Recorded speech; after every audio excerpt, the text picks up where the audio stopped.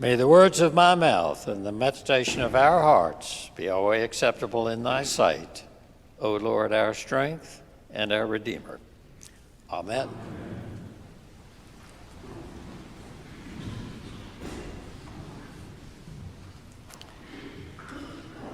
When I was young, magazines came to us in the mail. And I remember waiting for such magazines as Time and Life that would come in the mail. Life was great because of the pictures. And the New Yorker. My parents subscribed to the New Yorker because they liked to read those long, sophisticated articles in the New Yorker. I grabbed it when it first came to see the cartoons. And they were great cartoons, wise, full of insight and humor. But my all-time favorite, and one that I clipped out after my parents had read the more serious articles, was the cartoon of two friends, I assume, sitting on bar stools next to each other in a bar. And one of them turned to the other one and said, "I'm not much, but all I think about. I'm not much, but I'm all I think about." And I identified with that bar drinker. In my youth, I was concerned that I was not much, but it was all that I could think about. It's a very human malady, I later learned. And I thought about that from time to time as I tried to accumulate credentials to rise above the not much category. And I was reminded of it later in life when I came to this church as the associate to then Rector Dick Hess back in 1972. And the financial person then was retiring that year, Jean McDonald, who was quite a character, and they gave her a going-away party. And we all went to it, and alcohol flowed very generously. It was around Christmas time, I remember, because everybody was wishing everybody a Merry Christmas. And in departure, as you might imagine, people were moved by emotion, and there was a lot of kissing and hugging going on. And Jean came up to my side, and she said, "I think this is very dangerous. Romance can spring out of this sort of thing in church." And I didn't know what to say at that point to Jean, so I fumbled around. Finally, I said something to the effect that, "When I leave, I won't kiss anybody." And she said, "Oh, no, Bill, I'm not talking about you. You're nothing."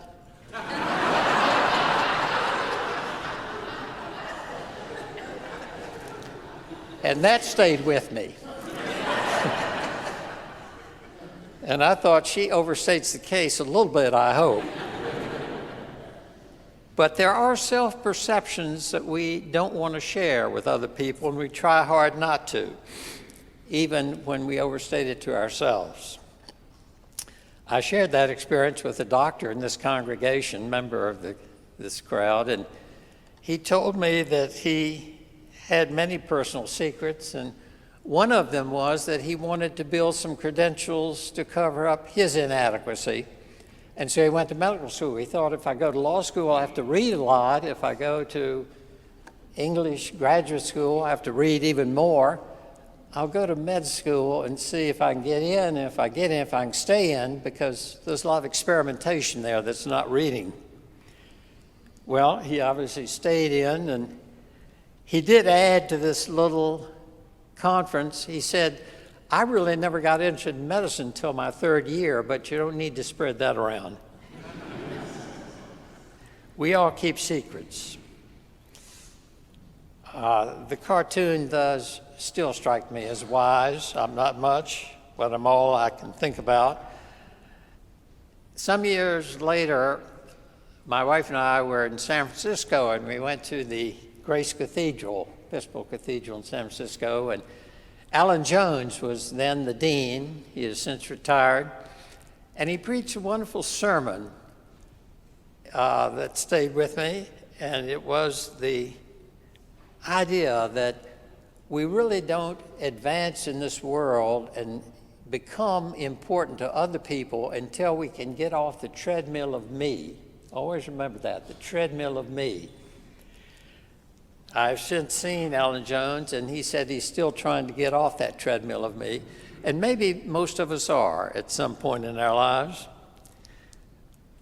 Some try to enhance themselves in some way by building degrees, going to medical school, going to seminary, so we can stand up and talk to people. Hopefully some of it makes some sense. Competence is the sacred word in our culture, I believe. Maybe I'll get some credentials. Jesus gave his longest and most sophisticated parable on this very point, in part. It's the parable of the prodigal son, and if it doesn't resonate with you, go back and read that. It's about a younger brother who wants to take on the world. And so he asks for an inheritance, and his loving father gives him the inheritance, and he goes forth to take on the world, and he becomes a miserable failure. And he comes back thinking, I'll submit myself to my father again, I'll be a slave. Surely he will take me back as a slave. And then later on in that story, the older brother enters. It's a beautiful story about trying to develop competence and acceptance in this world. We keep trying. Occasionally we succeed, and sometimes we do not. Oftentimes we do not. I remember my mother once confessed to me that she discovered she's a perfectionist.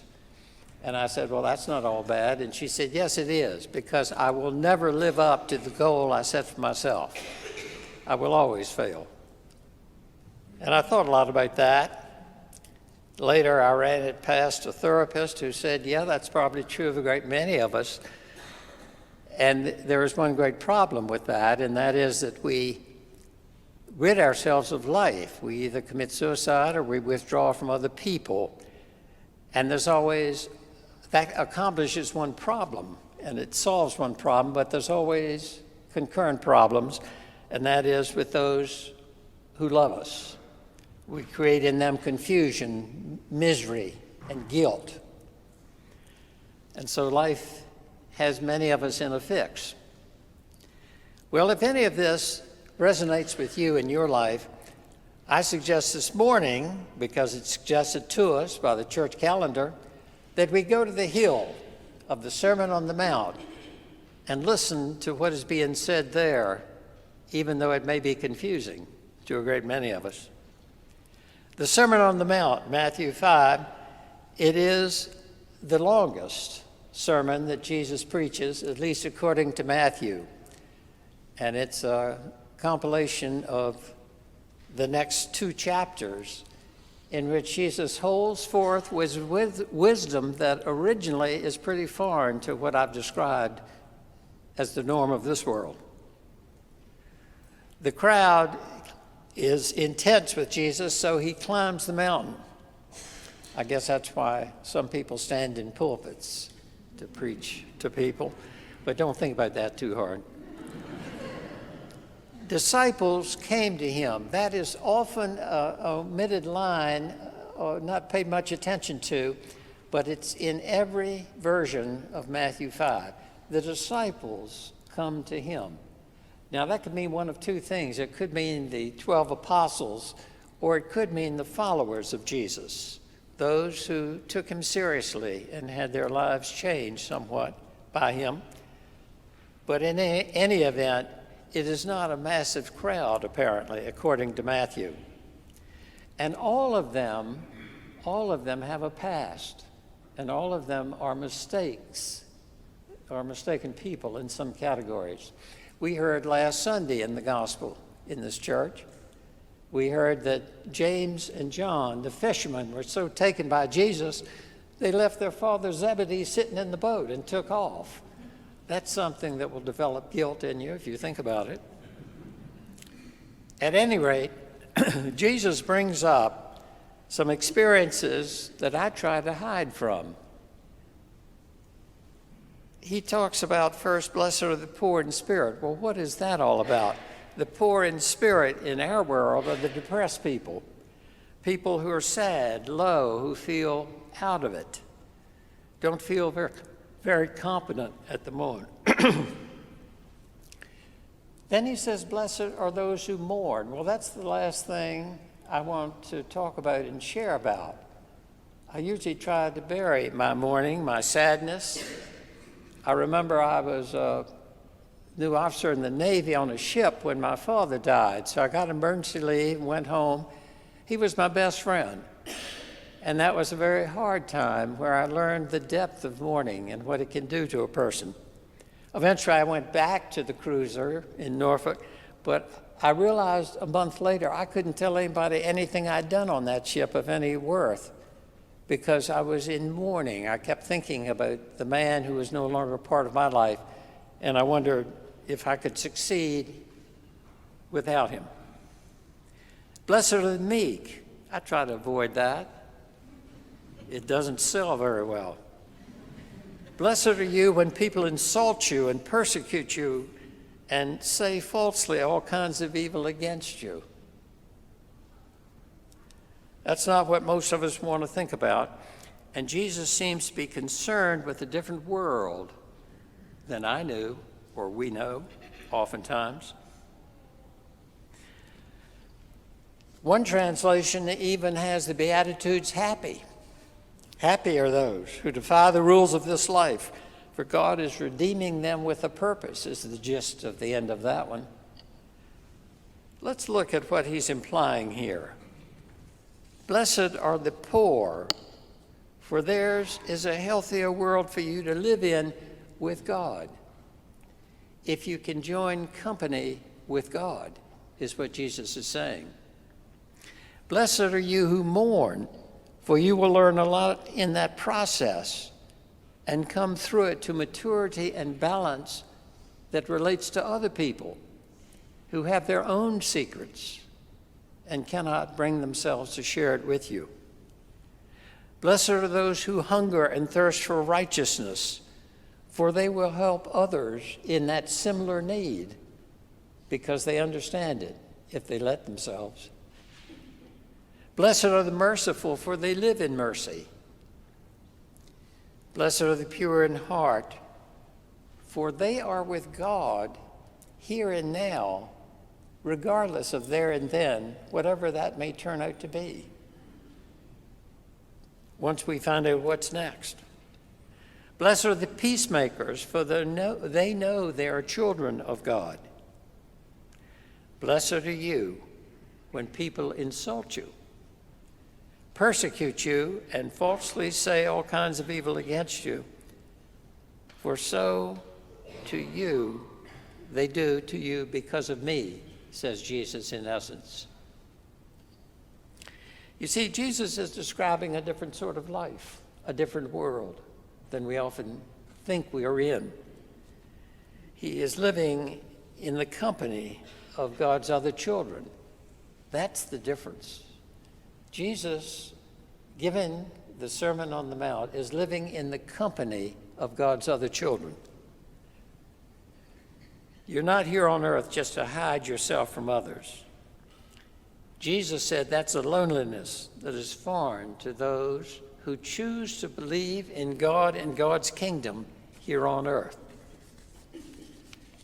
Well, it was years later from my early experience that I ran across a quote I'd never forgotten from that great, wise prophetess of quotes, Mother Teresa, who in her struggles to come to this other world in the midst of this world said simply this: we keep forgetting that we belong to each other. We keep forgetting that we belong to each other. You know, it's great to come to church on Sunday because it reminds me that we belong to each other as well, and because of we belong to God. We come to a house of God such as this, but we inevitably have to brush shoulders with one another, and that's a very important practice.